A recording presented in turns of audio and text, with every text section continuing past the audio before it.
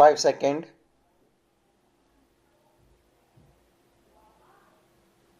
Start. The Waqf Amendment Bill 2024 was introduced in Lok Sabha on August 8, 2024. It amends the Waqf Act 1995. The Act regulates Waqf property in India. The Act defines Waqf as an endowment of movable or immovable property for purposes considered pious, religious, or charitable under Muslim law. Every state is required to constitute a Waqf board to manage Waqf. The bill renamed the Act to United Waqf Management, Empowerment, Efficiency and Development Act 1995. The Act allows Waqf to be formed by number 1. Declaration, number 2.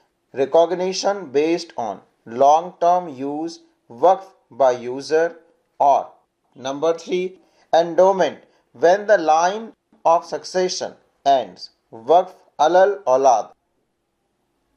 The bill states that only a person practicing Islam for at least 5 years may be declared a Waqf.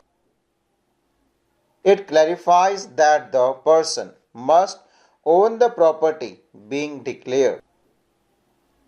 It removes Waqf by user. It also adds that Waqf alal aulad must not result in denial of inheritance right to the donor's heir, including women heirs.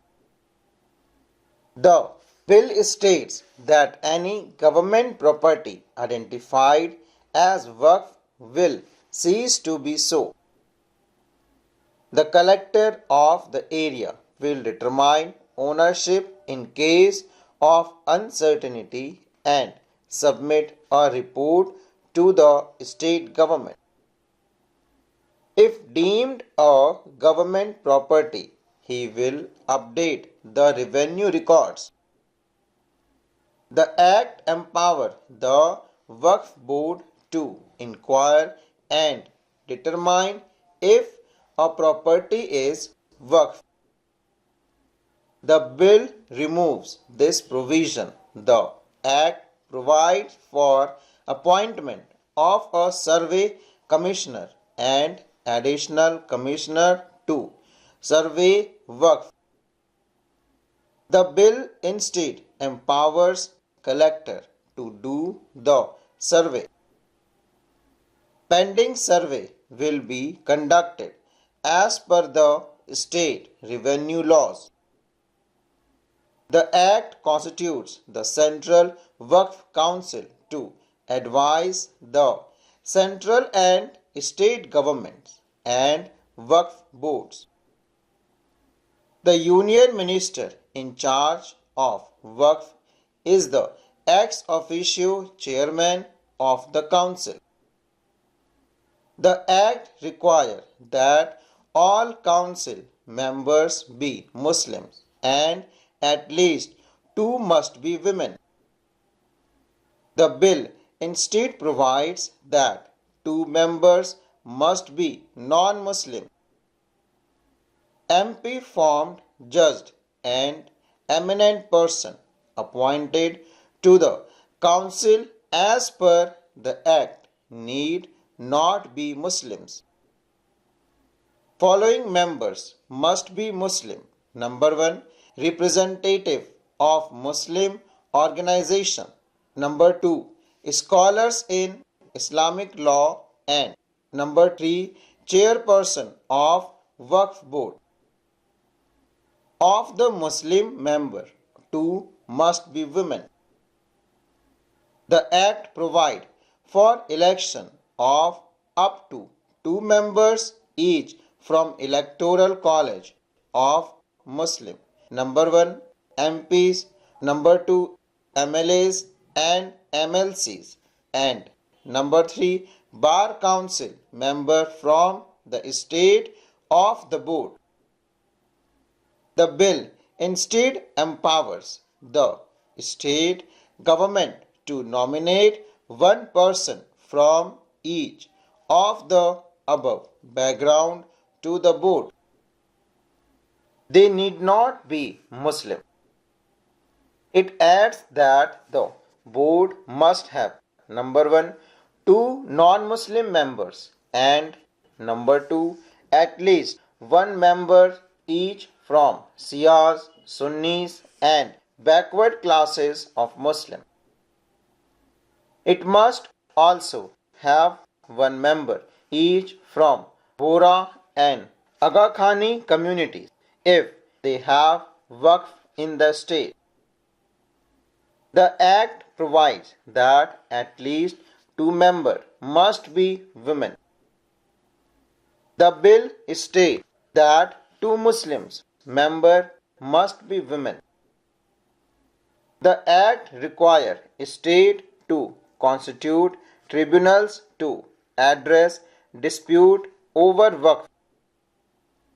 The chairman of these tribunals must be a judge of the rank equivalent to Class 1 district sessions or civil judge. Other members include number 1, a state officer equal to additional district magistrate, and number 2, a person knowledgeable in Muslim law and jurisprudence. The bill removes the letter from the tribunal. It instead provides the following as members. Number 1, a current or former district court judge as its chairman, and number 2, a current or former officer of the rank joint secretary to the state government. Under the Act, decisions of the tribunal are final and appeals against its decisions in courts are prohibited. The High Court can consider matter on its own accord on an application by the board or an aggrieved party. The bill omits provisions deeming finality to tribunal's decisions. Tribunal's order may be appealed in the High Court within 90 days. The bill empowers the central government to make rules regarding number 1, registration, number 2, publication of accounts of Waqf, and number 3, publication of proceedings of Waqf board. Under the Act, state government may get the account of Waqf audited at the point. The amendments will pave the way for the stripping of state Waqf boards of much of their power. Election may be replaced with nominations, and district collectors may be appointed as surveyors of Waqf land. The bill empowered collector to determine the status of the land in use of a dispute. It also allows non-Muslims to be included on Waqf boards. The bill also empowers the central government to get these audited by the CAG or a designated officer. The Act allows establishing separate Waqf boards for Sunnis and Shia sects if Shia Waqf constitute more than 15% of all Waqf property or Waqf income in the state. The bill also allow separate Waqf boards for Aga Khani and Bora sects full stop.